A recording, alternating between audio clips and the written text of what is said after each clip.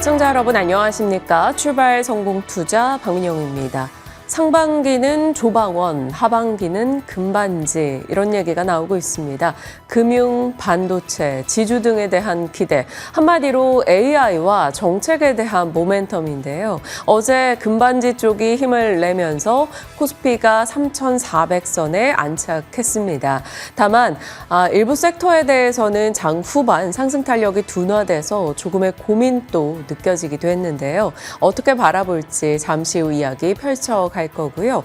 밤사이 뉴욕장은 나스닥과 S&P 500의 사상 최고치가 있었습니다. 반도체 종목은 일부 노이즈가 있기는 했습니다만 알파벳과 테슬라의 상승이 도드라졌는데요. 어떤 이슈들을 안고 있었는지 점검하면서 전략 이어가 보겠습니다. 자, 뉴욕장의 분위기 확인해 보시죠.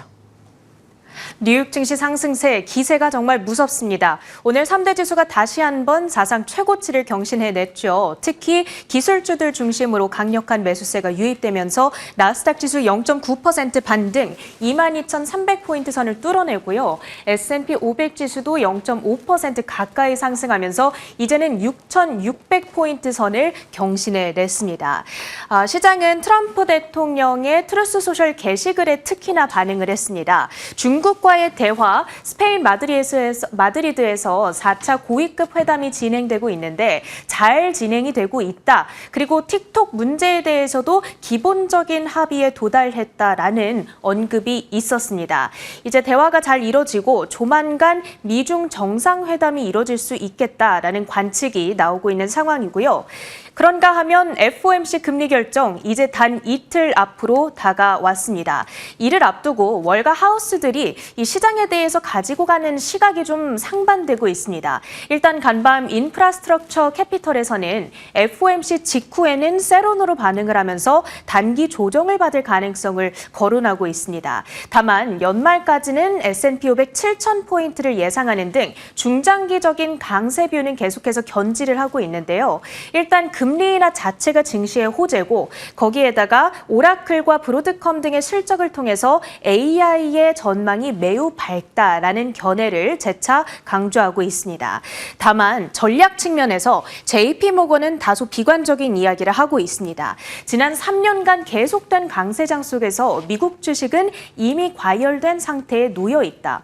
연준이 이번 주에 금리를 내리게 될 텐데 만약에 시장에서 정치적 외압에 밀려 어쩔 수 없이 금리를 내린 거다라고 해석을 하게 된다면 이는 금융시장 그리고 달러에 추가적인 리스크로 작용할 수 있다라는 이야기죠. 따라서 어제 뱅크 오브 아메리카의 하트넷 전략가와 마찬가지로 미국을 제외한 다른 해외 주식 그리고 대체 자산의 포지셔닝을 일부 들고 가는 것을 권고하고 있습니다. 10년물 금리는 금리 인하 기대감 속에서 2bp 이상 하락세를 나타냈고요. 달러 약세가 맞물리면서 달러 가격과 반대로 움직이는 금 가격은 오늘 다시 한번 사상 최고치를 경신해냈습니다. 종목들의 분위기 들여다보시죠. 오늘 빅테크 3대장 섹터가 견인해가는 하루였습니다. 특히 간밤의 주인공은 장중에는 7%대나 급등하기도 했던 테슬라가 되겠는데요. 이 머스크가 자사주를 10억 달러어치 매입했다. 주식 수량으로는 257만 주가 되겠습니다. 지난 2020년 이래 5년 만에 최대 규모의 자사주 매입이 되겠고요. 윌리엄 블레어 측에서는 앞으로 테슬라의 미래 성장성에 대한 머스크의 자신감을 보여주는 명백한 시그널이다. 이런 평가를 전해줬습니다. 다만 장중 대비했을 때 이렇게 주가가 상승분을 반납했던 데에는 CFRA 측에서 장중에 매도 의견과 함께 목표가 300달러를 제시한 영향이 있었습니다. 현재 주가가 410달러이기 때문에 20% 이상의 이 다운사이드를 점치고 있는 의견이 되겠고요. 그 밖에 2차 전지 리튬주들의 분위기도 다만 좋았습니다. 중국 탄산 리튬 가격 상승의 영향 속에서 퀀텀스케이프가 4%대, 엘버말이 7% 가까운 시세를 연출해냈습니다. 반도체주들의 분위기도 확인해 보시죠. 엔비디아 그래도 장중 낙폭 대비했을 때에는 전부 다 되돌리면서 보합권에서 거래를 마쳤습니다. 어제 마감 후에 전해졌던 뉴스인데 이 중국 당국이 엔비디아가 반독점법을 위반했다라면서 조사에 착수했다는 소식이 전해진 거죠. 2% 이상 낙폭을 한때 벌렸었는데 있었는데 엔비디아 측에서 아니다. 우리는 지금 반독점법을 전적으로 준수하고 있다라면서 정면으로 반박을 했습니다. 그러면서 낙폭이 전부 다 되돌림이 나왔고요. 그리고 미중 관계 개선에 대한 기대감까지 자리하고 있다 보니까 긍정적인 영향이 있었습니다. 다만 그 밖에 아날로그 칩을 만들고 있는 업체들의 주가가 빠졌는데요. 이와 함께 전해졌던 것이 중국 당국이 아날로그 칩에 대한 반덤핑 조사에 착수했다라는 뉴스죠. 대장주인 텍사스 인스트루먼트의 주가가 2%대 낙폭을 주도했고요. 그 밖에는 대표적으로 아날로그 디바이시스와 온세미컨덕터가 있었는데 약보합 정도 수준에서 거래를 마쳤습니다. 전반적으로 필라델피아 반도체 지수는 브로드컴과 AMD 등의 강세에 힘입어서 1% 가까운 상승세로 거래를 마쳤습니다. 그 밖에 또 하나의 주인공은 알파벳이 되겠습니다. 4%대의 급등으로 진행이 됐습니다. 그러면서 미국 증시 역사상 4번째 3조 클럽 가입 기업이 탄생하게 됐습니다. 이제 애플, 마이크로소프트, 엔비디아에 이어 알파벳도 3조 클럽 구성원이 된 거고요. 간밤에 주가를 끌어올렸던 이슈는 시티 측의 목표가 상향 소식, 이제 280달러대를 내다보고 있고요. 얼마 전에 연방법원의 결정에 따라 크롬을 유지할 수 있게 된 부분, 그리고 광고와 클라우드 등 사업 전반에 제미나이를 도입하고 있다는 점을 긍정적으로 평가하고 있습니다. 그 밖에는 지난주 36% 폭등 이후 이틀간 숨고르기에 들어갔던 오라클의 주가 3.4%의 강세 흐름을 나타냈습니다. 틱톡의 미국 내 데이터 관리 및 알고리즘 감독을 앞으로 오라클이 맡게 될 거다, 이런 소식이 유입됐던 영향이었고요. 오라클은 참고로 이미 바이트댄스의 미국 틱톡 운영을 포함한 클라우드 서비스를 제공 중인 기업으로도 생각해 보시면 좋겠습니다. 그 밖에 움직였던 특징주들입니다. 먼저 하드 드라이브를 만들고 있는 기업들의 시세가 함께 좋았습니다. 웨스턴 디지털 측에서 전례 없는 수요, AI에 기인한 전례 없는 수요로 인해서 하드 드라이브를 주문한 이후 대기 시간이 1년에 달한다. 그러면서 HDD 전 제품에 대한 가격 인상을 통보했고요. 주가는 5% 가까운 급등, 시게이트 테크놀로지 피어 종목에 해당하는데요. 7.7%의 동반 강세였습니다. 엔비디아가 투자한 AI 클라우드 혹은 인프라 업체죠. 엔비디아의 GPU를 수십만 개 확보해서 여러 기업들에게 임대해주는 사업을 하고 있는 코어 위브의 주가 역시도 8% 가까이 급등했습니다. 엔비디아로부터 8조 원 이상 규모의 주문을 확보했다. 자세한 내용은 3분기 실적 발표 때 공개된다고 하고요. 간밤의 급등으로 주가는 3월 IPO 당시 대비 3배 이상 훌쩍 뛰었습니다. 원자력과 우라늄 관련주들 시세가 아주 좋았습니다. 이 미국과 영국 간 원자력 협정 체결이 될 예정이다라는 소식, 500억 파운드 규모 정도로 현재 추정이 되고 있는 상황이고요. 오클로와 뉴스케일 파워 등의 시세가 움직였던 한편 우라늄 관련주들의 경우에는 미국 에너지부 장관이 러시아산 우라늄 의존도를 줄이고 우리의 전략적 비축량을 늘리겠다라고 직접적으로 선언을 함에 따라서 우라늄 에너지, 센트러스 등의 종목들이 10% 안팎의 시세를 분출해냈습니다. 자, 마지막으로 코너 속의 코너로 인사드리겠습니다. 앞으로 급등이 기대되는 테마가 있을 때 체린스 픽 코너를 들고 올 예정인데요. 마감 후에 블룸버그를 통해서 전해졌던 속보입니다. 디즈니와 웹툰 엔터테인먼트 신규 디지털 코믹스 플랫폼 구축에 나선다. 그리고 이를 위한 협약 계약을 체결했다라는 소식이 들려왔습니다. 이 보도 속의 디테일을 보시면 마블과 스타워즈, 디즈니, 픽사 그리고 20세기 스튜디오 등이 제작한 디지털 만화들을 총망라하고요. 그렇게 된다면 3만 5천 편 이상의 코믹들을 하나의 플랫폼에서 제공됩니다. 구독형 서비스로 제공이 된다라고 하는데 마블이나 스타워즈 덕후들 입장에서는 이건 정말 구독을 할 수밖에 없는 서비스이지 않을까 싶습니다. 아카이브 작품 그리고 현재 구독 연재되고 있는 작품들까지 전부 다 올라온다라고 하고요. 신규 플랫폼은 네이버 웹툰이 직접 구축 그리고 운영에 들어간다는 소식입니다. 이에 따라서 웹툰 엔터테인먼트 시간의 시세가 현재 70%대까지 폭등권까지 직행을 하고 있는 상황입니다. 네이버 웹툰의 호재가 들려왔을 때 과거에 움직였던 국내 웹툰주로는 미스터블루와 NBT, Y랩, 탑코미디어, 핑거스토리 등이 있다는 점까지 참고해 보시면 좋겠습니다. 국내 증시 투자 포인트 짚어보시죠. 어제 국내장은 3,400선에 안착하는 모습이 있었습니다. 양지수 모두 다 강보합권의 흐름을 나타냈죠. 양도세 대주주 기준이 50억 원으로 유지된다라는 소식과 함께 디램과 낸드 쪽의 가격 인상에 대한 기대, 반도체를 또 한 번 더 힘내게 만들었고요. 로봇 규제 정비에 대한 논의가 어제 이재명 대통령의 발언으로 전달이 되면서 로봇주들의 시세가 또 있었습니다. AI와 정책, 그 가운데서 시장은 금반지 섹터가 강세 흐름을 나타냈죠. 금융, 반도체, 지주 쪽이 되겠습니다. 관세 협상에 대한 불확실성으로 인해서 기존의 관세 무풍지대였었던 조선, 방산, 원전, 엔터 쪽에서는 어제 하락의 흐름이 나타났고요. 관세에 대한 피해를 고스란히 입어가는 섹터는 상반기도 힘들었고 하반기도 어렵네요. 자동차와 강관 쪽이 전일 또 떨어지기도 했습니다. 자, 이렇게 시장은 유동성이 이동하는 모습 속에 지수는 그래도 신고가 흐름을 이어나가고 있고요. 다만 장중에는 이 관세 불확실성 혹은 FOMC를 앞둔 여러 가지 우려감이 같이 섞이면서 지수상으로는 변동을 나타내기도 했습니다. 장중에 크게 상승폭을 줄였다가 다시금 힘을 냈다가 소폭의 올라선 채 거래를 마쳤네요. 이 좋은 분위기가 어떻게 연결이 돼야 할 텐데 지금 걱정스럽습니다. 시장이 약간의 부담을 느낄 법도 한 것은 사실 차익 실현 욕구가 자극받고 있습니다.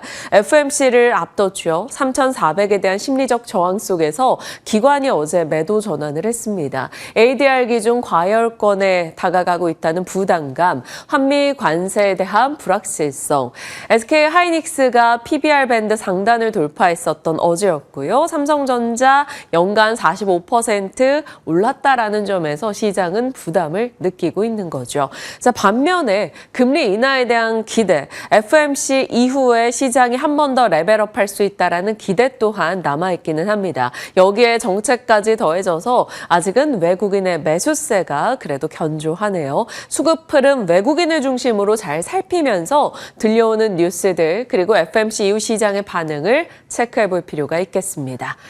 자, 그리고 자동차 섹터에 대해서 어떻게 방향을 잡아야 될지 상당히 고민됩니다. 오늘 전략 시간에 질문 하나 짧게라도 꼭 빼볼 텐데요.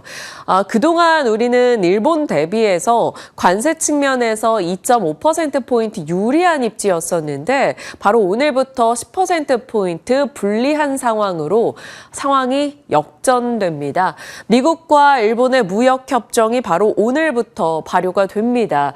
기존의 일본 같은 경우는 2.5% 관세를 부과받다가 상호관세 27.5%를 맞았었죠. 그러다가 미국과 일본의 협정 이후에 이것이 일본 자동차 15%로 관세가 책정이 됐습니다. 한국은 어땠을까요? FTA로 우리는 무관세였었습니다. 그래서 일본보다 2.5%포인트 낮은 관세를 부과받아서 가격적인 메리트가 일본 차보다 있었었죠. 그리고 나서 상호관세 25% 부과 이후에 15%로 합의를 봤으나 아직까지 서명이 제대로 되지 않아서 적용 시점이 늦춰지고 있습니다. 그래서 한국은 아직 25%의 관세인 것이죠. 그래서 어느덧 10%포인트의 서로 관세 차를 갖고 있습니다.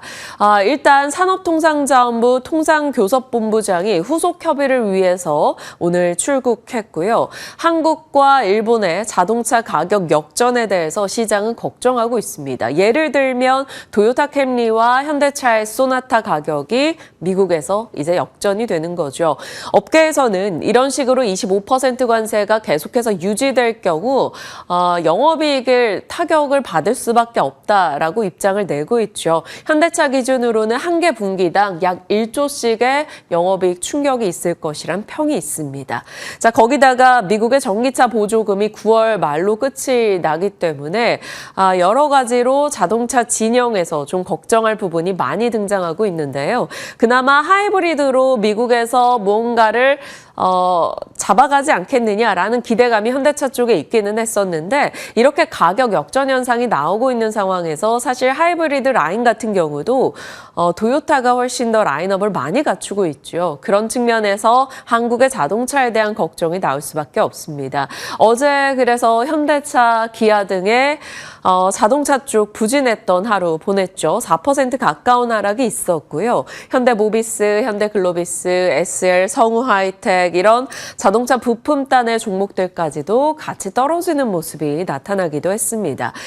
이제 현대차 그룹의 입장이 상당히 더 중요해질 걸로 보이네요. 현대차 인베스터데이 18일로 예정이 되어 있는데 여기에서 관세에 대한 대응 전략을 어찌할 것인가, 하이브리드 라인업에 대해서 어떻게 대비책을 세워가고 있는 것인가에 대한 이야기가 있을지 지켜봐야 되겠고요. 보스턴 다이내믹스 방문에 대한 얘기가 있었기 때문에 로봇에 대한 키워드도 등장할 겁니다. 그리고 아무래도 정책에 대한 얘기가 요즘 강화되고 있어서 주주 환원에 대한 이야기를 현대차 그룹이 또 어떻게 꺼낼지도 같이 관전 포인트로 놓고 지켜보시죠. 자동차 섹터에 대한 이야기 짤막하게 정리해봤고요. 자, 일단 이번 도약의 주인공 2025년 3,400을 터치한 지금인데요. 상반기는 관세 이슈 때문에 무풍지대, 조방원 이런 쪽이 강했었고 하반기 들어서는 반도체 실적 리비전 그리고 정책에 대한 기대, 그래서 지금 정책으로는 금융 지주 그리고 AI 쪽은 반도체 로봇이 강세 흐름을 나타내고 있습니다. 자, 그동안 반도체 관련한 뉴스들, 로봇 관련한 뉴스는 차곡차곡 쌓아서 빌드업으로 여러 차례 브리핑을 했기 때문에 오늘은 일단 제외하고 지나가겠습니다. 다만 어제 반도체 강세는 여전했는데요. 장비주, 소재 부품단 전방위적으로 강세 흐름을 나타냈고요. 여기서 파란 글씨는 어제 여기 있는 종목이 다 올랐고 오르지 못한 종목만 딱 3종목 정도 보이긴 했습니다. 어제도 테크윙이 강했죠. HBM단에 모멘텀이 하나 추가되면서 테크윙의 주가가 21% 급등하면서 어느덧 5만 원을 넘어섰습니다. 정말 안정적으로 꾸준하게 시세를 좀 쌓아갔다라는 것을 확인할 수가 있고요. 소재에서는 후성, 반도체 특수가스 쪽이 부각되면서 어제장에 그동안 못 간 것을 한 번에 메꿔가기라도 하듯 20%의 급등을 나타내기도 했습니다. 일부 종목에서는 상승폭이 조금 둔화되기는 했는데요. 그래도 전반적으로 반도체 강세가 어제까지 현재 진행형이었다라는 것을 확인할 수가 있습니다. 자, 뉴욕도 반도체가 어땠을까 좀 예의주시하며 봤는데요. 엔비디아가 중국의 반독점법 위반 조사 노이즈가 있었습니다. 물론 엔비디아 측에서는 모든 것을 준수하고 있다라고 이야기하면서 낙폭을 줄이긴 했습니다만 일부 노이즈가 있었고요. 그 외로는 그래도 반도체 진영 그리 나쁘진 않았습니다. 웨스턴 디지털이 모든 용량의 수요가 급증하고 있다며 HDD 제품군의 가격을 인상했다라는 소식 등 여전히 호재성으로 들여다볼 만한 반도체 산업에 영향 줄 뉴스가 많이 있긴 했네요. 자, 일단 뉴욕장 전체부터 보시죠. 나스닥과 S&P 500 사상 최고치를 기록했죠. 트럼프발 이슈들 3가지 정도로 취약 가능합니다. 금리 50bp 낮춰야 한다라는 입장을 내면서 또다시 금리 인하에 개입하고자 하는 명확한 의지를 드러냈고 금리 인하에 대한 기대치는 조금 높아지긴 했습니다. 자, 미국과 중국의 무역 협상이 잘 이뤄지고 있다라고 밝혔죠. 이에 대해서 재무장관은 한 19일경에 합의가 이뤄질 거다 이런 얘기를 꺼내기도 했습니다. 미중 무역 협상에 대한 기대감이 높아지면서 뉴욕장이 올랐다라고 볼 수 있는 대목이고요. 영국에서 원자력 협정에 대한 기대감이 나오면서 원전, 우라늄 그리고 한 발 더 나가서 전력 관련한 종목들도 올라갔습니다. 트럼프발 체크 뉴스이고요. 일론 머스크도 이슈가 됐죠. 1조 4천억 원 규모의 테슬라 주식을 지난주에 매수한 것으로 드러났습니다. 역대 최대 규모의 자사주 매입이어서 성장에 대한 자신감을 보여준 게 아니냐라는 시각이 있었고요. 독일에서 생산량을 늘릴 것이다라는 기대감, 그 전날 나왔던 모멘텀이었죠. 그리고 중국의 힘도 좀 받았는데요. 중국의 소매 판매 데이터가 부진했습니다. 그래서 중국에서 경기 부양책을 쓸 것이고 이런 것이 소비랑 연결이 될 것인데 중국에서 테슬라 차량의 판매도 늘지 않겠는가라는 시각도 있었고요. 자동차 산업에 대한 안전 성장 방안을 중국에서 마련한다라는 얘기가 나오면서 그에 대한 기대치가 이제 전기차 밸류체인 전반에 좀 힘을 실어주기도 했습니다. 다만 CFRA 측에서 매도 의견을 내면서 장중에 또다시 급등했던 테슬라가 상승폭을 줄이면서 3%대로 상승 마감했습니다. 일단 트럼프와 머스크 이슈 속에서 찾아볼 수 있는 내용들, 원전, 그리고 전기차 밸류체인이 되겠습니다. 그 밖에는 앞서 말씀 주셨다시피 알파벳이 이제 네 번째로 시가총액 3조 달러에 진입했다라는 소식이었고 애플이 차기작 시리즈 예약이 좋다라는 거밍치의 이야기 속에 힘을 받아 일부 상승으로 1%대 강세 마감을 기록했습니다. 그 외 종목으로 봤을 때는 앞서 체린 앵커 말씀 주셨던 디즈니와의 플랫폼 협업 이슈 속에 웹툰 엔터가 시외에서 70%의 폭등을 보였죠. 웹툰 관련주들 네이버도 같이 체크를 해보시면 될 거고요. 사이버 보안과 양자 컴퓨팅이 또 상승을 보였는데요. 세일즈포스의 해킹 그룹의 공격 관련한 뉴스가 있었습니다. 그래서 보안주들의 강세가 일부 좀 눈에 띄었고요. 보완한다면 아이온큐와 함께 최근 이슈가 있었던 양자 쪽도 대표적인 보안의 키워드를 갖고 있죠. 그래서 다시 양자에 대해서 국내 또 테마성 흐름이 강조될지 봐야 될 것 같습니다. 뉴욕장에 대한 이야기였고요. 국내에서 상반기 사이버 공격이 작년 대비 15%, 한 2년 전 대비해서는 2배 정도 늘었다고 합니다. AI로 인해서 사이버 공격이 훨씬 더 치밀하고 정교해지고 있죠. 그리고 피싱메일 같은 경우는 정말 단 몇 초면 AI가 만들어낼 수 있다라고 합니다. 그만큼 빈도수도 늘어나고 있죠. 거기에 국내에서는 사이버 보안 관련해서 위협을 느끼는 해킹 뉴스가 올해 유독 많았습니다. SK텔레콤 그리고 최근에 KT 소액 결제가 계속되는 사건이 있었죠. 넥슨도 신작에 대한 해킹이 있었고요. 롯데카드, 예스24, SGI 서울보증, 웰컴 금융그룹, 금융사들도 줄줄이 랜섬웨어에 당했다는 뉴스 등이 올해 정말 유독 많았죠. 일상이 다 디지털화되고 있는 상황에서 사이버 보안에 대한 이야기, 사이버 공격에 대한 이야기는 상당히 위협적으로 느껴지고 있는 요즘입니다. 특히나 놀랐던 게 최근에 정부가 밝힌 내용에 따르면요. 정부의 전산망 해킹 시도가 하루 평균 300여 건이 넘어간다고 합니다. 4분 30초마다 한 번씩 해킹의 시도가 있다라고 하네요. 자, 그만큼 보안에 대해서 중요성이 강조될 수밖에 없는 시대를 살고 있습니다. 그래서 미국 내에서 세일즈포스 관련한 해킹 이슈가 있었기 때문에 국내에서 보안에 대한 관심을 만약 받게 된다면 보안주 어떤 게 있을까 살펴봤는데 사실 국내에서는 마음 놓고 장기 투자할 종목을 찾기가 지금으로선 조금 어려워 보이죠. 테마로 봤을 때는 국내 최근에 움직였던 것은 롯데카드 이슈 있고 이럴 때 샌드랩이 보통 테마로 단기 트레이딩용으로 많이 관심을 받기도 했었고요. 오늘은 양자 쪽의 보안으로 봤을 때는 ICTK 이런 종목들 같이 체크가 가능하겠습니다. 어제 이들 종목이 시세가 낮다가 결국에는 음봉 마감을 기록하기도 했었는데요. 단기 관점이다 보니까 트레이딩에 능하신 분들 살펴보셔야 될 것 같아요. 보통 보안 관련해서는 이슈가 있을 때만 반짝이는 특성이 있기도 했었습니다. 자, 시장 속 이슈들 짚어나가고 있고요. 반도체는 굳건한데 연일 한 일주일 이상 계속해서 올라가고 있기 때문에 일정 부분 살짝 엔비디아가 이제 약보합 마감을 했을 때 쉬어갈 수 있다라는 시각들도 계속 나오고 있죠. 그렇다면 바이오는 어떨까요? 바이오는 군집성은 없지만 개별 종목마다 모멘텀은 더해지면서 매일같이 바이오 특징들은 같이 나타나고 있습니다.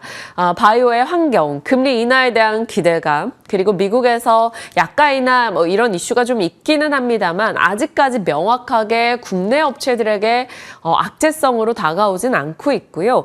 이제 9월이 끝나가고 있어요. 3분기가 끝나갑니다. 그러면 또다시 실적 시즌이 도래한다라는 것이겠죠. 실적 기대주에 관심을 두자라는 시각들 나오고 있는데요. 실적 기대주라고 하면 셀트, 삼바, SK이노엔, 대원제약, 한미약품 등등을 꼽아볼 수가 있습니다. 그리고 일정 측면에서는 앞으로 남아있는 4분기 매달 관련해서 우리가 주목해볼 만한 학회 일정 등이 있기 때문에 여기서 어떤 임상 데이터 등이 발표될지 혹은 기술 이전의 모멘텀이 더해질지 좀 지켜봐야 될 것 같습니다. 자, 하나증권에서는 각 분야별로 탑픽을 제시했는데요. 제약사로는 한미약품을 꼽고 있습니다. 미국 변수의 영향이 적고 실적 기대가 있다라는 점, 그리고 하반기 비만 치료제 R&D 보유하고 있는 점에 강점을 얘기하고 있고요.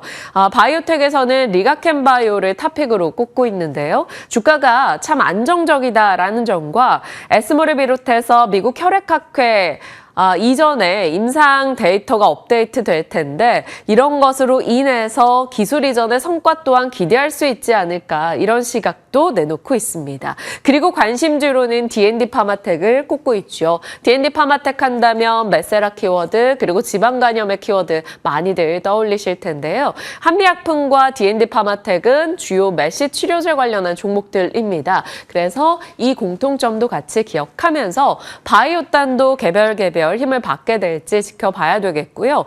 코스닥의 시가총액 1위인 알테오젠 같은 경우는 49만 원 선에서 일단 50만 원에 바짝 다가가고 있기는 합니다. 알테오젠 같은 경우도 이제 내일 IR이 있기 때문에 보유자분들이시라면 한 번 더 체크해 주시길 바랍니다. 시장의 주요 섹터에 대한 이야기 살펴봤고요. 분위기 파악하러 넘어가 보시죠. 자, 뉴욕 증시가 나스닥 S&P 500 사상 최고치 기록한 것 국내에 나쁠 것은 없습니다. 다만 국내에서는 지수가 10일 연속해서 올랐어요. 그래서 상승에 대한 부담 혹은 FOMC 전에 살짝 쉬어가겠다라는 심리가 좀 나올 수도 있겠죠. 어찌 될지 한번 지켜보셔야 될 것 같고요. FOMC와 ADR 부담을 소화할 강력한 모멘텀 좀 기다려 봐야겠습니다. 일단 AI 측면의 뉴스들 속속 나오고 있는데요. SK의 최태원 회장의 미국 이제 출국 관련한 소식이 나오고 있습니다. 이제 무역 협상에 대한 지원의 얘기도 나오고 있어서 SK 하이닉스 그리고 최태원 회장이 미래 사업 먹거리로 점치고 있는 게 바로 유리기판이 아니겠느냐라는 단독 보도 내용에 따르면 이제 유리기판 쪽도 AI 진영에서 다 돌고 돌았는데 이쪽은 아직 굉장히 강력한 시세는 못 냈기 때문에 한번 테마로도 관심을 둘 수 있을지 체크해 볼 필요가 있겠네요. JNTC, 피롭틱스, PI 이런 종목들이 문득 떠오릅니다. 그리고 SCI 전력반도체 관련해서 삼성전자가 관심을 두고 사업을 육성하려 한다라는 언론 보도도 있어서 관련해서 보유자분들이시라면 뉴스 한번 체크해 주시고요. 금리 인하와 테슬라 이슈에 좀 주목을 해본다면 제약바이오 2차 전지 성장주로서 힘낼 수 있을지. 한동안은 분위기가 나쁘진 않았는데 사실 반도체 시세에 조금 가려져 있기는 했어서요. 따로 개별 관심을 받게 될지 보시죠. 애플의 새로운 시리즈에 대한 판매 기대도 나오고 있고 LG 디스플레이가 BOE 대신해서 아이폰의 패널을 공급하게 된다라는 단독 뉴스도 있기는 했었어요. 아이폰 부품과 OLED 단 만약에 이 뉴스에 반응을 한다면 체크하시죠. 자, 테마로는 앞서 체린앵커, 체린스픽으로 열어주셨던 웹툰 관련주, 이제 웹툰 엔터의 폭등에 영향을 받는지 보시고요. 국내외 해킹 뉴스 속에 미국의 양자가 좋았기 때문에 국내 양자 테마 같이 체크하겠습니다. 다가오는 명절 속 중국인 관광객들의 방문이 좀 늘어난다면 그들의 소비가 어디로 향할지에 대한 기사도 많이 나오고 있네요. 자, 오늘은 미국의 8월 소매 판매와 수출입 물가 지수 나오고요. 내일 주요 섹터별 영향을 줄 만한 내용이 많고요. 목요일은 당연히 제일 중요한 FOMC 기다리고 있습니다. 그리고 금요일장은 IT 부품단 뉴스가 있고 미국의 선물 옵션 동시 만기일도 소화해야 되네요. 일정 부분 추석이 다가오고 있는 데다가 FOMC도 있다 보니까 시장에서는 조금씩 상승에 대한 부담에 초점을 맞출까 살짝 걱정되기도 합니다. 어제 시간이 부족해서 빠르게 넘어갔던 이 부분입니다. 날짜별로 좀 체크해 보실 만한 내용들을 넣어봤는데 9월 22일은 한국의 9월 20일치 수출입 데이터가 이제 주말 지나고 나오게 될 거라서 체크해 보시고요. 9월 23일 휴머노이드 로봇 국제 컨퍼런스 그리고 머크의 키트루다 SC FDA 승인 여부 발표됩니다. 9월 24일 중요하겠죠. 마이크론 반도체 업계 풍향계 실적 발표 대기하고 있고요. 9월 25일 정기국회 본회의가 있습니다. 그리고 도쿄 게임쇼 세계 3대 게임쇼 중에 하나죠. 여기에 또 펄어비스와 조이시티 참가 얘기가 있으니까요. 확인해 주시고요. 9월 26일 국가기관 전력망 확충 특별법이 시행돼서 전력 인프라단 에너지 고속도로 쪽의 뉴스이고요. 9월 29일은 이제 메쉬 신약개발 서밋과 중국인 단체 관광객 무비자 입국 허용되는 날입니다. 함께 체크하면서 저희도 같이 추가되는 내용들 정리해 가도록 하겠습니다. 시장에 대한 얘기 살펴봤고요. 섹터 뉴스 들어갈게요. 미나 앵커 오늘은 어느 쪽입니까? 네, 제가 들어오기 전에 이제 유튜브 댓글창을 좀 봤는데요. 거기서 오늘은 어떤 섹터를 다루는지 궁금해하시는 분이 계시더라고요. 오늘은 로봇주 준비를 해봤습니다. 최근에 로봇주들의 상승세가 심상치 않은데 그 안에서도 순환매적인 성격이 강해지고 있기 때문에 도대체 이 로봇 섹터는 내가 어떤 관점으로 투자 포인트를 잡아야 하는가 궁금하실 것 같은데요. 먼저 전일장 시세 확인해 보면서 특징적인 움직임부터 포착해 보도록 하겠습니다. 말 그대로 빙글빙글 돌아가는 로봇주입니다. 순환매가 더 강력해지고 있는데요. 전일장 상한가를 기록한 종목들이 대거 포착이 됐는데 TPC 글로벌, 한라캐스트 같은 그동안 이 중심에 있지 않고 약간은 소외가 됐던 종목들의 주가가 이렇게 탄력적으로 움직이면서 상한가를 기록했다는 점이 눈에 띄었습니다. 그리고 그 아랫단 보시면 휴림로봇이라든지 로보스타, 베노티에날, 사이맥스, 해성에어로보틱스 같은 종목 같은 경우에도 7%에서 이제 많게는 두 자릿수대 강세를 기록했고요. 나머지 종목들도 보시면 아시겠지만 그동안 시장의 중심에 있지는 못했었던 종목들이 전일장에서는 이렇게 강한 상승세를 기록했다는 점이 눈에 띕니다. 반면에 이제 올해 초에 주목을 많이 받았었던 뭐 하이젠 R&M이라든지 두산 로보틱스, 레인보우 로보틱스, 로보티즈 같은 경우에는 다 같이 분위기가 좋다 보니 상승을 하기는 했는데 그렇게 큰 시세를 분출해내지는 못했고요. 최근 들어서 이 노랑봉투법 관련해서 가장 큰 주목을 받기도 했었던 현대무벡스 같은 경우에도 0.4%에 그치는 상승으로 거래를 마쳤다는 점이 눈에 띕니다. 그러니까 그동안 수급이 몰렸던 대표 종목들에서 이제는 순환매가 잘 돌아가고 있고 그렇기 때문에 그동안 소외되었었던 관심을 받지 못했던 종목들 쪽으로 수급이 옮겨붙고 있는데 그렇다면 그런 종목들을 잡아봐야 하는 것인지 궁금해지는 시점입니다. 먼저 섹터 이슈, 국내에서 어떤 이슈가 불거졌는지 그 부분부터 살펴보도록 할 텐데요. 제가 지난번에 이제 로봇 섹터에 대해서 다뤄드릴 때는 노랑봉투법 이슈가 있었죠. 그런데 이번에는 이 제1차 핵심 규제 합리화 전략회의라는 소식이 새롭게 전해졌습니다. 여기서는 이제 데이터, 자율주행, 로봇 등 신산업 성장을 위한 핵심 규제에 대해서 논의가 이뤄졌는데 핵심 주요 의제는 두 가지 정도로 꼽히고 있습니다. 첫 번째로는 AI 3대 강국을 위해서 데이터 활용을 어떻게 할 것인지 그리고 그에 대한 규제 방안을 좀 정리해내는 논의가 이루어졌었고요. 그리고 두 번째로는 자율주행, 로봇 산업 규제에 대한 논의가 이루어졌습니다. 그리고 이 부분이 어제 이렇게 로봇주들의 주가를 끌어올렸기 때문에 조금 더 자세하게 뜯어볼 텐데 자율주행 시범 운행을 위한 실증 지역을 확대해 나가는 그러한 방안들에 대한 논의가 이루어졌었고 그리고 산업 현장 로봇 도입 확대를 위한 불필요한 규제를 정리하자라는 내용이 담겨 있었습니다. 이러한 소식이 전해지자 로봇주들이 올랐는데 그 주가 흐름이 어떤 플로우로 움직이게 됐는지 그 부분도 살펴보겠습니다. 먼저 계속 강조해드리고는 있는데요. 주도주에서 소외주 중심의 급등을 만들어냈고요. 이 이슈가 이것을 부추겼다고도 살펴볼 수 있습니다.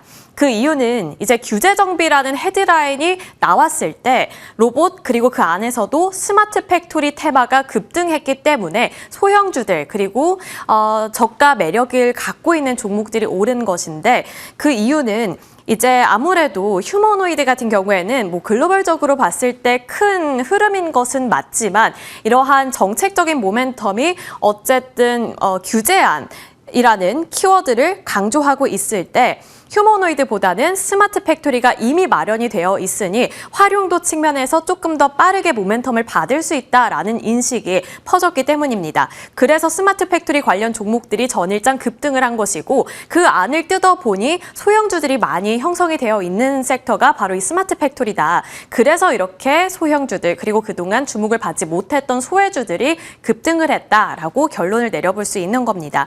그리고 그 대표적인 관련주로는 제닉스 로보틱스, 휴림 로봇, TPC, 로보스타, 현대모백스, SM코어 같은 종목들이 있습니다.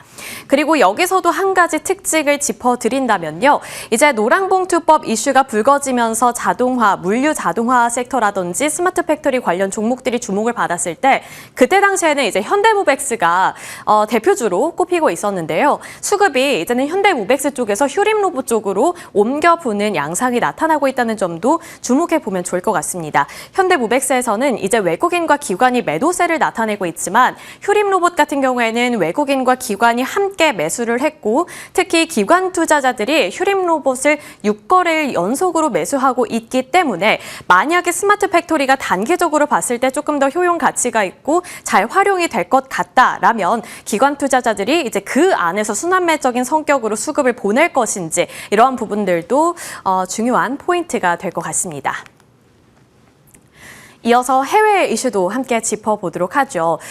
테슬라의 주가 최근 들어서 또 굉장히 잘 반등을 해주고 있죠. 그리고 그 이유는 이제 더 이상 전기차에 국한되는 것이 아니라 미래 산업을 강조하고 있기 때문일 겁니다. 그리고 그 안에는 로보택시, 휴머노이드가 자리를 잡고 있는데 삼성증권에서 이러한 테슬라의 로보택시 그리고 휴머노이드 행보를 집중하면서 그 안에서 어떤 점들을 우리가 주목해봐야 하는지에 대한 리포트를 발행을 했는데요. 우선 웨이모가 개화시킨 로보택시 시장은 앞으로도 고성장할 것이라는 기대감으로 이어지고 있다라고 말을 했습니다. 그리고 그 근거를 테슬라의 주가 급등에서 찾아냈는데요. 우선 테슬라의 가격 경쟁력과 미국 정부의 규제 완화가 맞물리게 되면서 로보택시 시장은 앞으로도 더 커질 것이다 이렇게 전망을 하고 있는데 테슬라는 지금 로보택시 운영 지역을 확대해 나가고 있죠. 그리고 그렇게 된다면 시장이 더욱더 커질 것이고 테슬라의 주가가 오른다는 것은 결국에 로보택시 활용도를 반영을 하고 있는 것이기 때문에 국내에서도 그 관련 종목들이 시세를 분출해낼 가능성이 있다 이렇게 보고 있는 겁니다. 그리고 실제로 기관 투자가에서도 2026년 유망 테마로 로보택시를 주목하고 있다라는 점을 조명하고 있기 때문에 로보택시 그리고 로봇 그 안에서 교집합을 갖고 있는 종목을 찾는 것이 하나의 또 투자 포인트가 될 수 있다는 점까지 안내해 드리도록 하겠습니다. 제가 이렇게 로봇과 자율주행을 모두 다 강조를 해드렸고 국내에서도 이번에 자율주행 그리고 로봇 이 두 가지 키워드를 강조하고 있는 상황 속에서 대표 종목으로 테슬라도 이러한 키워드의 주가가 반응하고 있다는 점을 말씀을 드렸는데요. 그래서 교집합에 있는 종목을 찾는 것이 하나의 체크포인트, 투자 전략이 될 수 있다. 이렇게 말씀을 드렸습니다. 그리고 증권가에서 그러한 관점으로 보고 있는 종목이 바로 이 한라캐스트인데요. 한라캐스트도 이제 어제 주가를 살펴보시면 아시겠지만 상한가를 기록했죠. SK증권에서는 사실 이 종목에 대해서 9월 3일부터 보기 시작했습니다. 미래차부터 휴머노이드 로봇까지 다루고 있다는 점을 굉장히 긍정적으로 평가를 했는데 이 한라캐스트 같은 경우에는 다이캐스팅 공법을 활용하고 있고요. 이러한 공법을 활용을 해서 미래차인 자율주행 관련 부품과 휴머노이드 로봇 부품을 생산하는 기업으로 강점을 갖고 있습니다. 그리고 마그네슘 다이캐스팅 분야에서 독보적인 기술력을 갖고 있기 때문에 이러한 신사업 분야에서도 조금 더 두각을 드러낼 수 있다라는 의견 의 무게가 실리고 있는 거고요. 과거 스마트폰 메탈 부품 고객사들이 현재는 미래차 등 이러한 자율주행 그리고 디스플레이 전장 부품 수요로 이어지고 있기 때문에 이러한 수요를 메꾸기 위해서는 한라캐스트를 선택하게 될 것이고 그렇게 된다면 한라캐스트의 실적은 더 좋아질 것이다 라는 내러티브가 형성이 되고 있는 겁니다. 그리고 이뿐만 아니라 탄탄한 수주를 이미 갖고 있는데요. 그리고 이러한 수주를 바탕으로 해서 실적 성장이 이루어질 것이다 라는 점도 조명을 하고 있었습니다. 우선 실적이 좋을 것으로 예상이 되고 있는데 올해부터 실적은 어닝 서프라이즈를 기록할 것으로 예상이 되고 있고요. 그리고 탄탄한 수주 실적을 보유하고 있기 때문에 이는 결국에 내년 그리고 내후년 실적으로도 반영이 될 것이라는 전망 나오고 있습니다. 그리고 상반기 신규 수주 금액은 약 3,500억 원으로 집계가 되고 있는데 내년에는 이제 신규 수주를 받게 되면 2, 3년 내에 그것이 반영될 것으로 예상이 되고 있는 만큼 탄탄한 수주를 바탕으로 실적에 대한 기대감 안아보시면 좋을 것 같습니다. 그리고 해외 주요 기업들과 또 신규 분야에서도 협업을 논의하고 있기 때문에 실적에 대한 기대감 안고 있다는 점까지 체크 포인트가 되겠습니다. 한국투자증권에서도 이번에 리포트를 발행했는데 앞서서 살펴봤던 SK증권과 겹치는 내용들이 꽤 있었습니다. 그런데 그 안에서 조금 더 세부적인 내용들을 다루고 있어서 조금 더 자세하게 정리를 해봤는데 다이캐스팅 소재 부품 전문 기업으로 대기업을 고객사로 확보하고 있다는 점, 우리나라에서는 LG전자, 현대모비스, 삼성전기 등을 고객사로 갖고 있고요. 그리고 국내 대기업뿐만 아니라 글로벌 완성차 고객사도 확보하고 있다는 점도 강점이 되겠습니다. 그리고 연말부터 글로벌 AI 자동차 기업과의 협업을 주목해보자라는 의견도 내비치고 있었는데 일단 지금 글로벌 AI 자동차 기업의 1차 벤더사로 등록이 되어 있고요. 현재는 이제 샘플 납품 단계에 있지만 다음 달부터 양산에 진입할 것으로 예상이 됩니다. 그리고 2025년 올해 이후부터 본격적으로 매출에 반영이 될 것으로 보이기 때문에 계속 강조해드리고 있는 실적에 대한 모멘텀이 있기 때문에 실적을 확인해 보면서 그에 맞는 기대감도 가져가 봐야겠죠. 마지막으로 이제 레인보우 로보틱스 살펴보겠습니다. 제가 그 많은 종목들 내에서 레인보우 로보틱스를 가져온 이유는 이제 기관 투자자들이 다시 돌아왔기 때문이고요. 지금 올해 차트를 보시면 아시겠지만 이제 연초 부근에서 주가가 급등을 하다가 나머지 종목들이 잘 갈 때도 레인보우 로보틱스는 횡보하는 모습을 나타냈습니다. 그런데 최근 들어서 기관 투자자들의 수급이 돌아왔다는 것은 과거 대장주격이었던 레인보우 로보틱스가 순환매에 함께 합류를 하게 되면서 다시금 급등을 할 수 있을 것인가라는 질문을 던지게 하는 대목이기 때문에 가져와 봤는데요. 그렇다면 지금 업데이트된 투자 포인트는 무엇이 있을지 정리를 해봤는데 올해 내에 휴머노이드 제품인 RBY1과 관련해서는 100대에서 150대를 공급할 것으로 전망이 되고 있고요. 내년 상반기 가동 예정 신규 세종 공장에서 휴머노이드 전용 생산 라인을 구축할 것으로 예정이 되어 있습니다. 그리고 휴머노이드 제품 판매량이 증가하게 되면서 레인보우 로보틱스에 대한 실적 기대감도 높여볼 수 있는 시점인데 과연 레인보우 로보틱스가 기나긴 횡보세를 끊고서 다시 한번 급등해 줄 수 있을지 수급도 면밀히 체크해 보시길 바라겠습니다. 마지막으로 이벤트 캘린더인데요. 이제 9월 말부터 10월 초까지 로봇 그리고 휴머노이드와 관련해서 정말 중요한 학회가 예정이 되어 있습니다. 그리고 그게 우리나라에서 개최가 된다는 점에서도 의미가 있었는데 관련해서 또 새롭게 업데이트되는 이슈에 따라서 로봇주들의 주가가 튀어오를 수 있을지 살펴보셔야겠고요. 그 전에 맞는 전략들 저희와 세워보시길 바라겠습니다. 로봇주들 최근 들어서 빠른 순환매를 보이고 있는데 다음 타자는 과연 어떤 종목이 될 수 있을 것인가 저희와 함께 찾아보시길 바라겠습니다.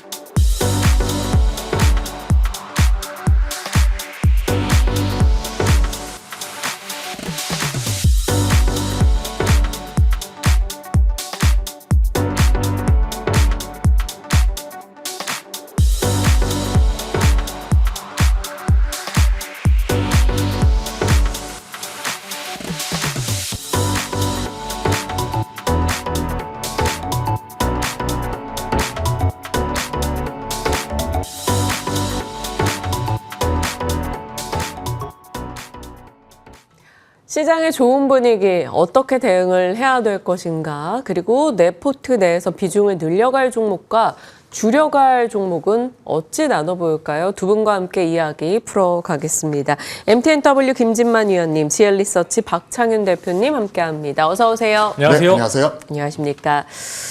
먼저 박 대표님, 어제 국내 3,400 그리고 나스닥과 S&P 500 사상 최고치 오늘 새벽에 또 전해졌어요. 좋은 분위기 속에 신고가 기록하는 종목들 늘어나고 조방원뿐 아니라 금반지 새롭게 눈여겨볼 수 있는 금융 반도체 지주단의 신조어까지 등장을 하며 시장의 중심에 다양한 섹터가 들어가 있습니다. 시장 어떻게 즐기고 계십니까? 뭐 사실 물 들어왔을 때 노를 열심히 저어야겠죠. 뭐 2주 전까지만 하더라도 시장이 크게 흔들리는 가운데 9월장에 대한 우려감이 상당히 있었다면 지난주 시장에서 반도체를 중심으로 낙폭 과대주 강한 상승과 더불어서 최근에 나타나고 있는 금리 인하에 대한 기대감이 지수 상승을 그대로 이끌어내고 있는 이러한 상황입니다. 수급적으로 보더라도 외인들을 중심으로 순매수세가 꾸준히 이어지고 있죠.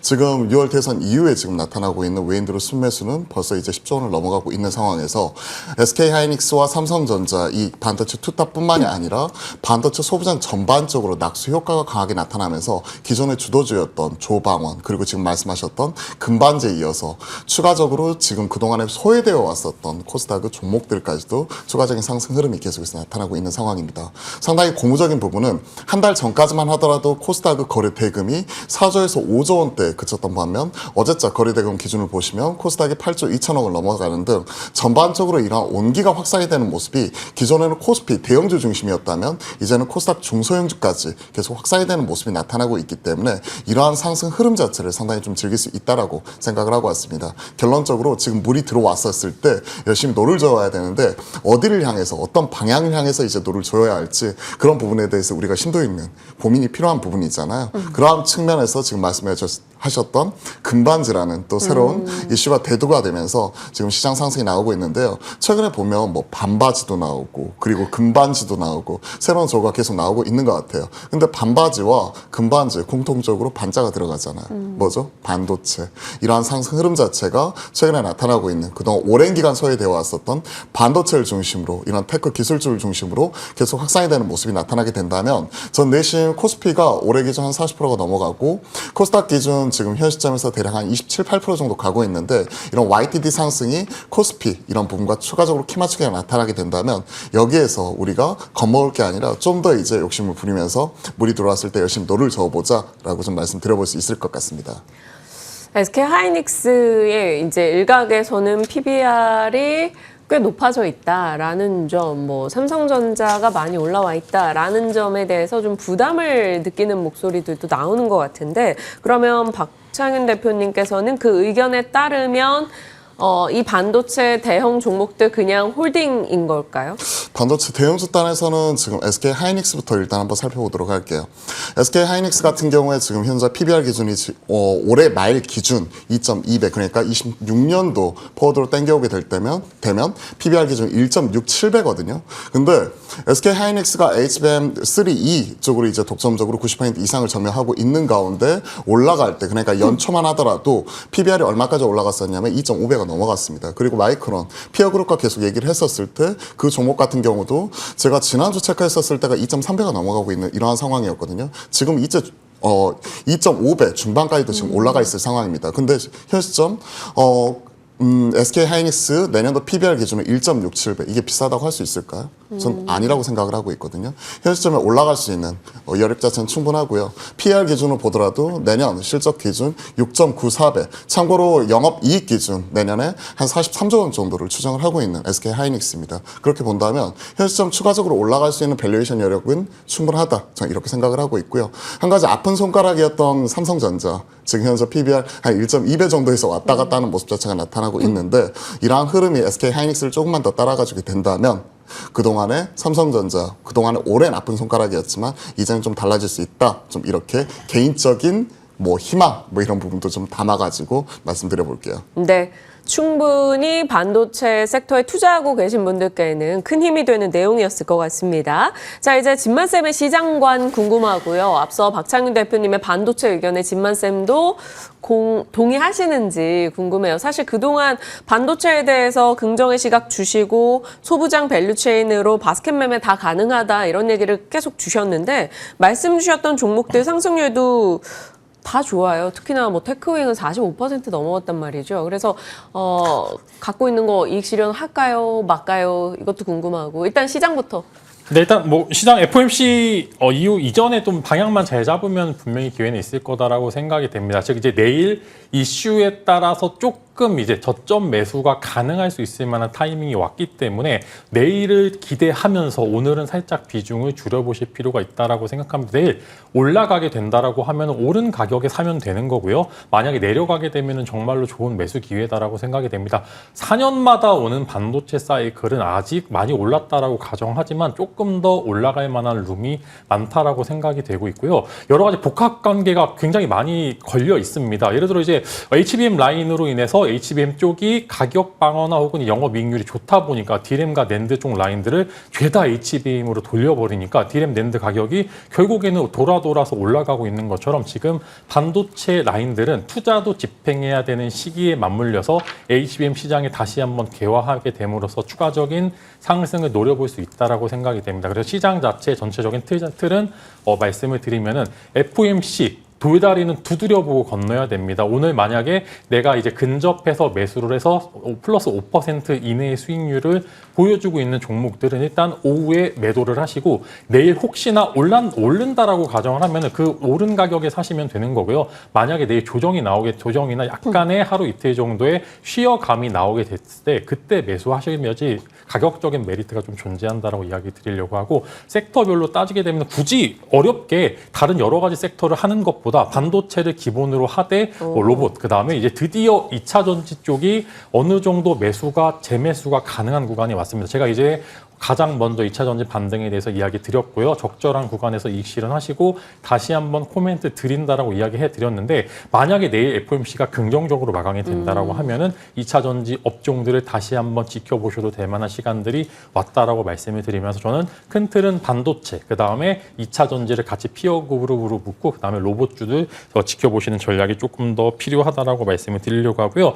이제 아까 뭐 금반지 이야기해 드렸는데 배당 분리과세나 그다음에 대주주 양도세 등 여러 가지 추가적인 기대감들이 이제 현실이 돼야 되는 시점이 왔습니다. 지금은 순수하게 다시 한번 두세 번 정도 간만 툭툭 보고 있는 상황에서 주가는 이미 관련된 기대감으로 많이 올랐는데 이게 현실로 전환이 되어야지만 이 주가에 지금 이제 정당성이 조금 이제 나올 수 있다라는 점 말씀을 드리면서 일단 저는 금융주 쪽은 이 관련된 이슈가 마무리가 됐었을 때 사봐도 늦지 않다라고 말씀을 드리겠고 그냥 맘 편히 매매하기에는 반도체만 딸깍해도 지금은 수익이 잘 나는 시간입니다. 그래서 제가 지난주 화요일 날 되게 애드립으로 6종목 말씀드렸었는데 6종목이 다 많이 올랐는데 반도체가 많이 올랐던 종목들도 많습니다만 지금 바닥권에서 올라오고 있는 종목들 또한 굉장히 많기 때문에 그쪽 밸류체인 잘 한번 지켜보시면 좋을 것 같다라고 말씀을 드리면서 전공정 업체 사실 이제 전공정이 가고 후공정이 가는 게 기본적인 사이클인데 지금 후공정이 먼저 가고 전공정이 나중에 가는 그런 사이클이 오고 있는 것 같습니다. 그래서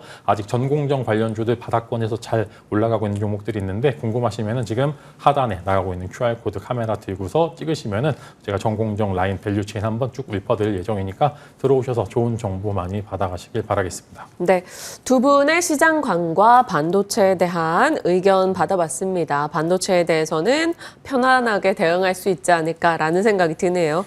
오늘 아침 업데이트되고 있는 여러 언론 보도상에서도 여전히 긍정적인 시각 등 관련 뉴스는 좋게 나오고 있습니다.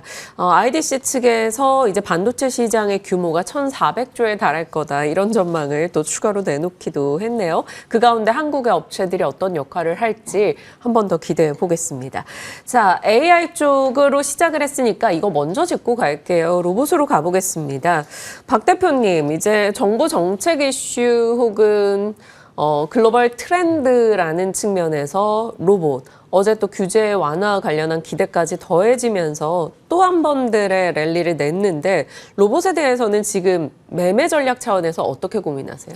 사실 그와 관련된 답은 지난주에 좀 말씀을 드려보았던 것 같아요. 지난주에 정부 정책적으로 어떠한 종목, 어떤 섹터를 바라보느냐 말씀을 하시면서 이제 건설주 이런 부분을 좀 체크를 하면서 우리가 일성건설, 동신건설 같은 이런 중소형주단보다는 최근에 이제 금리 인하와 AI 트렌드와 맞물려서 같이 함께 나아갈 수 있는 로봇 쪽이 좀 더 유리하지 않을까 하는 부분에 대해서 말씀드렸고 로보티즈를 중심으로 한 이런 액추에이터 그리고 최근에 신규 상장 쪽에서 그동안 계속 좋은 모습을 보여주었었던 클로버과 하이젠 아레는 같은 이러한 주요 종목들에 대해서 좀 말씀드려보았습니다. 어제 이제 말씀해 주셨던 대로 제1차 핵심 규제 합리화 전략 회의를 통해서 로봇이나 자율주행 쪽에 대한 규제 혁파에 대해서 이제 이 대통령이 얘기를 했었고요. 그에 따른 기대감이 반영이 되면서 현대 무벡스, 클로버 그리고 말씀드렸던 로보티즈 같은 이러한 주요 종목군들의 상승 흐름이 그대로 이어지는 모습이 나타났습니다. 이게 비단 사실 지난주 이번 주만의 문제가 아니라 최근에 금리 인하에 대한 기대감이 나타나면서 이런 흐름 자체는 계속해서 이어지고 있다. 좀 이렇게 생각을 해볼 수가 있을 것 같아요. 그러면 최근에 이런 셀온보다는 오히려 최근에 나타나고 있는 시대적인 변화, 트렌드 변화 부분과 맞물려서 로봇 같은 경우가 최근에 나타나고 있는 뭐 반바지에 속하지는 못하지만 그 안에 핵심적인 섹터 중에 하나로서 계속해서 우상향하는 이런 추세 자체는 이어가고 있다는 부분에 대해서 이견 없는 상황이거든요. 그렇게 보면 오히려 빠져갔을 때 계속 모아가는 전략으로서 지난주에 말씀드렸던 이 의견을 그대로 고수할 수가 있을 것 같습니다. 즉 로봇이나 이런 쪽은 하나의 단점 변동성이 너무나 커요. 왜? 당장의 실적이나 숫자 이런 부분이 찍히는 부분은 아니기 때문에. 다만 최근에 나타나고 있는 바이오, 로봇 같은 그리고 최근에 나타나고 있는 이런 테크탄까지 이런 온기가 확산이 되고 있는 가운데 최근에 유독 흐름 자체가 좀 부진한 모습이 나타났었던 반도체를 중심으로 올라오는 모습이 나타나고 있다면 로봇 같은 경우도 최근에 이런 그 로봇 스마트 팩토리 관련된 이런 물류 이송 로봇부터 해가지고 가장 강하게 올라오는 흐름도 같이 포착이 되고 있거든요. 그런 측면에서 놓고 보았었을 때는 로봇 같은 경우는 여기서 좀 더 갈 수 있다 이렇게 생각을 하고 있고 매매 전략적인 측면에서는 급하게 따라갈 필요 없이 변동성을 이용해서 최소한 5일선, 11선까지 조정이라든지 음봉이 나아갔을 때 옆으로 기간 행보하는 모습이 나타나게 된다면 좀 긴 호흡으로서 우리가 모아갈 수 있지 않을까 이렇게 생각을 하고요. 타픽으로서는 개인적으로 로보티즈 왜냐하면 그 안에 들어가는 액추에이터 관절이잖아요. 핵심적인 부품을 만들고 있는 쪽이고 우리가 자율주행 규제 혁파까지도 얘기 나왔는데 잘 보시면 로보티즈 쪽에서도 이제 물적 분할을 통해 가지고 인적 분할이었죠. 분할을 통해서 이런 자율주행 쪽 로봇 이런 부분을 따로 분할을 했단 말이에요. 그래서 이 두 가지 동시에 할 수가 있는 부분이기 때문에 뭐 이러한 종목들도 체크해 보시면 좋을 것 같습니다. 네. 지난 시간에 이제 조정 시 매수 관점으로 로봇주 얘기 주셨던 것들, 뭐 로보티즈, 하이젠 R&M, 클로봇 좋은 성과가 났고요. 지금도 장기적 관점에서 일정 부분 매매 전략으로도 약간의 흔들림이 있을 때 모아갈 수 있다라는 점을 한 번 더 강조해 주셨어요. 박창훈 대표님, AI 쪽에서 저희가 로봇을 했으니까 말인데요. 네. 조금 더 나가면 의료 AI는 어떨지 어떻게 생각하고 계신지 궁금해요. 요즘에 막 토모큐브라던가 3빌리언 뭐 이런 시어스 테크놀로지 등등의 뭐 여러 관심주들의 사람들이 또 시각을 돌리고 있거든요. 어떻게 할까요? 의료 AI 쪽 같은 경우 약간은 결은 달라요. 왜냐하면 지금 말씀하셨던 토모큐브 같은 경우는 HT 그러니까 홀로토모그래피 즉 이런 쪽 같은 경우가 기존의 제약 바이오 쪽의 어느 정도 검사 장비 랩단에서 사용을 하고 있었다면 파크 시스템즈가 보여준 것처럼 우리가 이런 인스펙션 장비 즉 검사 장비 쪽에서 이런 산업단, 반도체단 이런 미세화 장비 쪽으로 들어가는 부분이 기대감이 있기 때문에 계속 신고가를 경신하는 모습이 나타나고 있는 쪽이고 제약 바이오 쪽, 의료 뭐 이런 부분과 맞물려서 우리가 생각을 해보게 된다면 AI 의료 쪽 하면 우리가 생각을 해볼 수가 있는 게 진단 쪽이죠. 루닛 그 다음에 뷰노, JLK, 딥노이드 뭐 이러한 종목이 여기에 첫 선에 꼽히는데 최근에 제약 바이오 이런 플랫폼 기업들이 움직일 때도 상대적으로 소외가 되는 모습이 나타났단 말이에요. 왜냐하면 그 키를 쥐고 있는 게 저는 루닛이라고 생각을 합니다. 루닛 같은 경우가 지금 우리가 그 아스트라제네카와의 이런 공동 임상을 통해서 실질적으로 유방암이라든지 관련된 루닛 인사이트 이런 부분은 확산에 따른 이제 임상 검증 자체를 계속 진행하고 있는 걸로 알고 있거든요. 이에 따른 구체적인 성과라든지 이런 부분을 기다리면서 지금은 어느 정도 가격이 기간 조정 구간으로서 쉬어가고 있는 부분이기 때문에 사실 의료용 AI까지는 지금 확산 자체는 좀 나타나지 않았다 저는 이렇게 생각을 하고 있습니다. 있습니다. 그나마 우리가 기대했었던 게 뭐 일부 이런 의료용 AI 쪽이 신약을 발굴하는 데 있어서 하나의 빅데이터를 제공을 하고 이를 쓸 수 있다 이런 부분인데 국내에서도 뭐 신테카 바이오 같은 경우에 여기에 해당이 되었는데 어제 보시면요 주주 배정 유증으로 인해서 완전 급락하는 모습 자체가 나타났었고 네. 사실 국내 AI 소프트웨어 경쟁력 자체가 사실 해외 유수기관 그러니까 슈레딩거라든지 리커전 대비해서 상대적으로 비교 열의에 있는 부분이기 때문에 여기에 대해서 직접적인 경쟁 이런 부분은 아직까지 의미 있는 성과를 도출하지 못했기 때문에 이쪽은 약간 결이 다른 측면에서 차라리 후순위로 보고 만약에 제약, 바이오, AI, 의료 이런 부분을 생각을 하게 된다면 사실은 저 같은 경우에는 딱히 우리나라 기업보다는 말씀드렸던 리커전이나 슈레딩거 이런 미국 주식 쪽에서 좀 답을 찾아보는 게 좋지 않을까 전 그렇게 생각을 합니다. 네, 참고하겠습니다. 대표님 말이 너무 좋은데 속도가 너무 빨라서 랩 듣는 것 같다라는 분이 계셔요. 약간 살짝 속도를 좀 늦춰주셔도 좋을 것 같습니다. 네, 알겠습니다. 네, 좋은 이야기가 너무 빨리 지나가면 안 되니까요. 자, 이제 진만쌤께 여쭤보겠습니다. 앞서 동진세미캠 말씀 주시고 잘 갔다라는 점, 지난번에 2차 전지 반등 기대하면서 언급 주셨을 때 2차 전지가 곧장 반등한 점에서 이제 시청자분들이 이런 스토리를 다 기억해주고 계시는데 지금 로봇주에 대해서는 진만쌤 어떤 시각이신데? 일단 로봇주 올라갈 것 같습니다. 이제 시장이 굳건하다라고 가정하고 금리나 사이클의 최선호주를 선호주가 로봇주임은 틀림은 없습니다만 이제 군집성적인 측면에서는 각계 전투를 좀 하는 모습들을 많이 보여주고 있어요. 즉 이제 만약에 이제 대장주가 올라가고 그 후발주자가 올라가는 게 기본적인 사이클의 핵심이다라고 이야기를 하면 레인보우 로보틱스라든지 두산 로보틱스 같은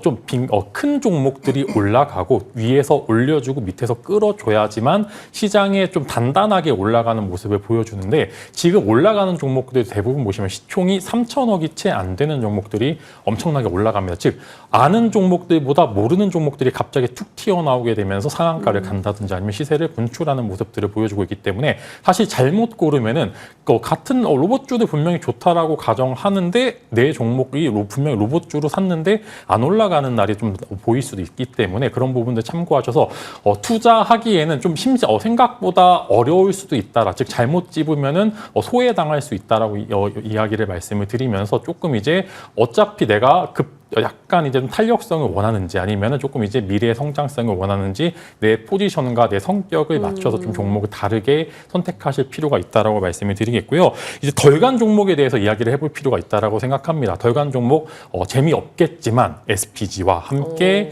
마찬가지로 조금 이제 로봇주들 내에서는 고영이죠. 고영이 사실 예전에 고영 좋아하시는 분들이 정말 많고요. 가치 투자하시는 분들이 고영에 대해서 미래 가치를 되게 후하게 쳐주시고 있는데 저도 마찬가지로 만약에 시장이 계속 굳건하고 FOMC에서 별다른 스크래치가 나지 않는다라고 가정하면 로봇주들이 미들캡에서 스몰캡 라인에서 꽤나 수급을 좋게 받을 수 있다라고 이야기를 드리면서 재미없지만 후발주자나 가장 끝단에서 올라가는 종목들이 SPG나 고영처럼 가장 보이는 종목들 즉 이제 밸류 측정이 안 되는 로봇주들은 어차피 내가 수익 안 난다 하더라도 다른 종목으로 수익을 내면 되는 거고요. 내가 그래도 잃지 않는 한에서 로봇주들에 대해서 투자를 하고 싶으신 분들께서는 SPG와 고영을 가장 최선호주로 말씀을 드리면서 두 종목은 지금 가격대에 충분히 매수하셔도 수익 보기 좋은 위치다. 좀 이렇게 말씀을 드리도록 하겠습니다. 두 분이 다 지난 시간 그리고 그 전부터 해서 로보티지에 대해서 긍정적인 의견을 주셨었던 바가 있는데 추가적으로 로봇에 대한 섹터 의견을 각각 받아봤고요. 진만쌤은 후발로 이제 SPG와 고영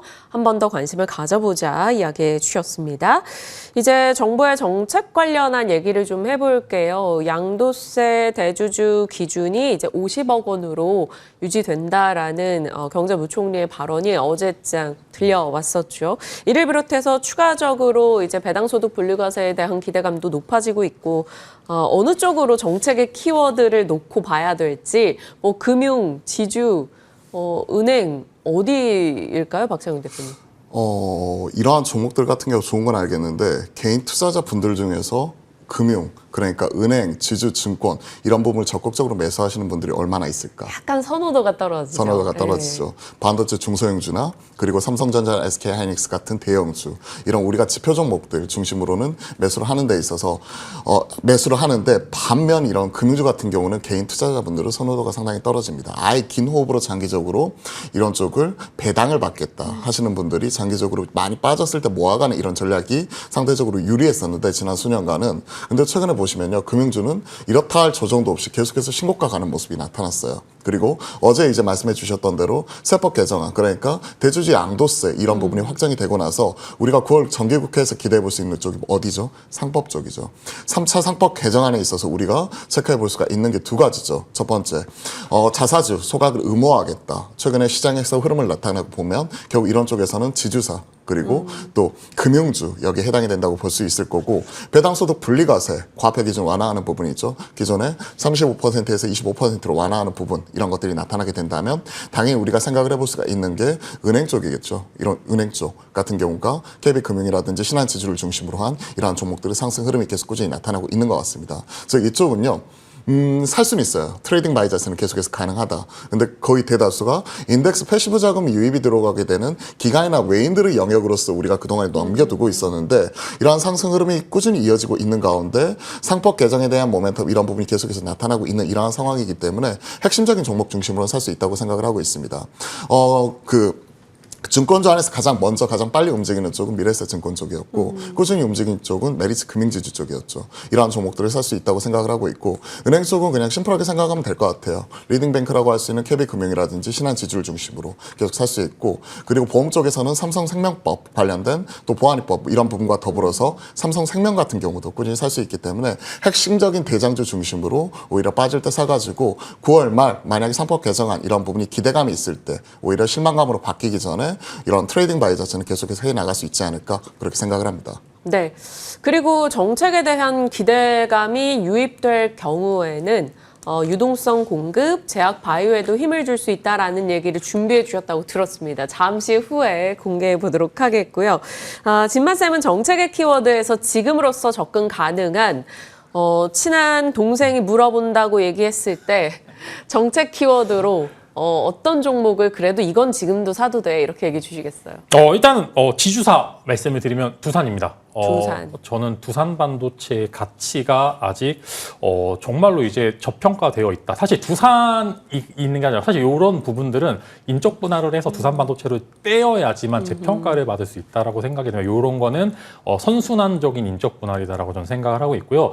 두산 반도체의 가치는 지금 반도체 종목군들 내에서 가장 윗단에 있는데 두산이라는 지주사 안에 갇혀 있기 때문에 조금 그냥 부담 좀 이제 무겁기도 하고 한 주당 가격이 비싸기도 해가지고 좀 이제 잔파동이 많이 있다라고 하는데 만약에 지주사 밸류 체인을 보시게 되면은 지주사들이 보고 있는 거는 마찬가지지만 배당에 관련된 이야기와 함께 한국 증시가 강하다라고 가정하게 되면은 갖고 있는 자회사의 가치들이 계속 올라가고 있기 때문에 거의 이제 레버리지 2배다라고 보시면 좋을 것 같아요. 그래서 저는 일단은 좀 자회사들의 미래적인 가치 측면에서 봤었을 때 두산 반도체의 가치를 조금 더 평가해 준다라고 하면은 두산을 가장 이제 우선적인 지주사다라고 말씀을 드리려고 하고요. 이제 금융지주사로 보시게 되면 저는 우리금융지주를 말씀을 드리려고 합니다. 최근에 여러 보험사들을 인수하게 되면서 부족했던 부분들을 채워 넣고 있기 때문에 이제 어느 정도 주주환원 책에 대해서 추가적인 액션들을 취해도 될 만한 즉 이미 현금을 소진했기 때문에 나머지 오는 부분들에 대해서 리스크가 좀 덜하다라는 측면이 좀 있습니다. 그래서 저는 지주사 쪽에서는 두산, 그 다음에 금융지주사 쪽에서는 우리금융지주를 친한 동생에게 이야기를 드리려고 합니다. 네. 친한 동생분 혹시 듣고 계시다면 참고해 보시길 바랍니다. 자, 정책에 대한 키워드 살펴봤고 이제 두 분께 각각의 섹터로 이제 따로따로 가겠습니다. 시간이 많지 않아서 바이오 가볼게요. 박창윤 대표님, 지금 바이오 뭔가 기대는 금리 인하라는 그 기저하에 많은데 생각보다 여기저기 좀 밀려요. 조방원에 밀렸다가 반도체에 밀렸다가 나쁘진 않은데요. 그래서 바이오가 빨리 제 힘을 좀 보여줬으면 좋겠습니다. 힘을 보여준다면 박창근 대표님이라면 친한 동생에게 무슨 종목을 추천하시겠어요? 지금 크게 고민할 필요 없죠. 가장 뭐 핵심적인 이벤트가 있는 알테오젠 같은 경우가 여기에 해당이 된다고 볼 수가 있을 것 같습니다. 즉 키트루다 SC에 관한 FDA 최종 심의 기간 자체가 9월 23일로 임박한 가운데 아직까지는 뭐 불협화음이나 노이즈 이런 부분이 들려오지는 않고 있는 이러한 상황이에요. 그런 상황에서 9월 23일 생각을 해보게 된다면 약 딱 일주일가량 남아있는 상황에서 알테오젠 같은 경우가 현 시점의 기대감이 충분히 반영이 될 수 있는 시점이고요. 단기 트레이딩뿐만이 아니라 긴 호흡으로 놓고 보아서도 이런 세법, 대주 양도세가 50억 확정이 되고 있는 가운데 비어져 있는 바스켓을 다시 채워나갈 수가 있기 때문에 알테오젠이 제일 유리하지 않을까 이렇게 생각을 하고요. 그리고 이제 학회 이벤트 이런 것들을 생각을 해보면 11월 3일부터 6일까지 월드 ADC 그러니까 이런 항체, 약물 접합체 전문 학회가 예정이 되어 있는 상황이고 ADC 하면 딱 한 종목 머릿속에 스치죠. 리가캠바이오. 이러한 종목이 여기에 해당이 될 수가 있을 것 같습니다. 즉 본원적인 플랫폼 경쟁력을 가지고 있고 꾸준히 라이센스 아웃을 통해 성과를 이제 창출해내고 있는 이러한 핵심적인 기업들 중심으로 제약바이오에 집중을 해야 되지 않을까 생각을 합니다. 네, 그냥 이런 걸 뭐 일명 엉아 전략, 엉아들 각 그쵸. 섹터에서 알테오젠, 리가캠 등의 기존에 끌어줬던 엉아들 중심으로 대응을 해보자. 엉아 전략으로 저희 마무리 짓겠습니다. 제약바이오 살펴봤고요. 자동차 필요합니다. 여러 가지 노이즈가 있는 상황에서 관세 충격도 고스란히 받고 이제 우려감이 커지고 있는 자동차인데 어떡할까요, 현대차기아?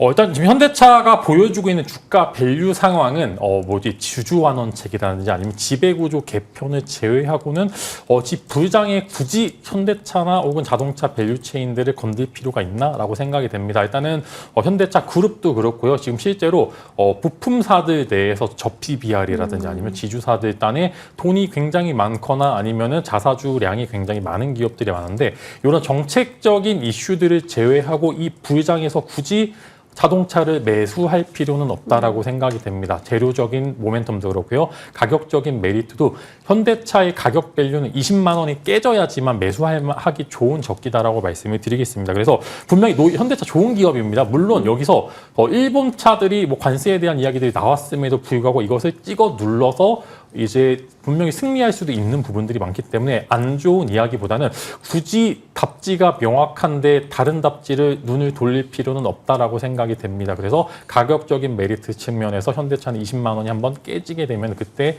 매수해 보시면 좋을 거고 지금 굳이 자동차를 매수하셔서 이 부장에 소외당할 필요는 없다라고 말씀을 드리겠고요. 기존에 보유하고 계신 분들은 현대차의 모멘텀을 믿고요. 지수가 좋다라고 가정하면은 현대차가 이 악재에도 불구하고 일본 차들을 압도하는 모습을 보여줄 가능성도 충분히 있고 실제로 여러 가지 데이터나 수출량도 일본 차들을 압도하는 모습들을 충분히 보여주고 있어요. 지금 언론에서 나오는 부분들은 약간 과장된 측면이 없지 않아 있다라고 말씀을 드리면서 저는 현대차의 성장을 믿으면서 갖고 계신 분들께서는 홀드 관점, 기존에 신규 매수하고 싶으신 분들께서는 20만 원이 깨질 때 관련된 밸류 체인을 지켜보자 이렇게 말씀을 드리면서 현대차는 일단 지배구조 개편이 우선적으로 선행이 되어야 된다. 이렇게 정리해 드리도록 하겠습니다. 네, 두 분의 의견 각각 참고하겠습니다. 이제 픽으로 갈게요. 1분씩 드릴 수 있을 것 같아요. 박창규 대표님, 오늘의 종목은요? 저는 오늘 산일전기 말씀을 드려보고 싶어요. 산일전기. 네, 반도체와 더불어서 이제 함께 갈 수 있는 쪽 생각을 해보게 된다면 전력 설비, 데이터 센터 이렇게 생각을 해볼 수가 있을 것 같은데요.